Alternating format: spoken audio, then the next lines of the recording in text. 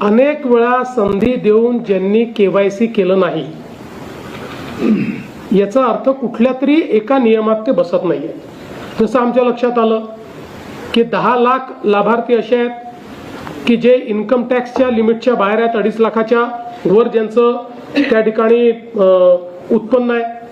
आपण काही अटी शर्ती ठेवून ही योजना लावली होती, ज्यात 2.5 लाखाच्या आत उत्पन्न पाहिजे, एका घरामध्ये 2च महिलांना हे घेता येईल, अशा ज्या अटी शर्ती आपण लावल्या होत्या। आता आपण सगळा डेटा कलेक्ट करतो।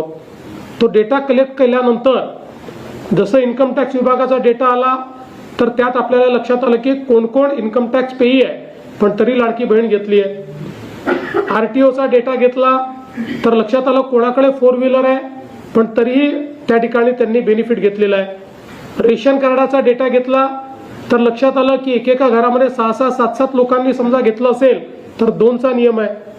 त्यामुळे शेवटी एखादी योजना आपण सुरू करतो त्याचे जे निकष असतात त्या निकषाप्रमाणे योजना चालली आहे की नाही हे सीएजी त्याचं ऑडिट करतात आणि ऑडिटमध्ये जर निकषाच्या बाहेर ती योजना चालली असेल तर राज्य सरकारवर ताशेरे येतात। आणि म्हणून सुरुवातीला आपण योजना सेल्फ सर्टिफिकेशनवर केली होती।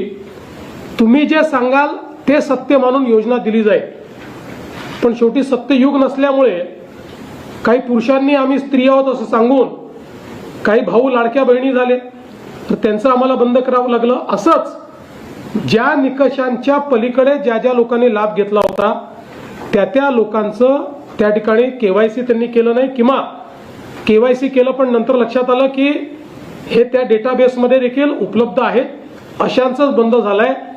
जे नियमात आहेत, केवायसी केलं आणि नियमात आहेत, एकही हप्ता त्यांचा थकवलेला नाही। दर महिन्याला नियमित आपण त्यांना पैसे देतो आहोत।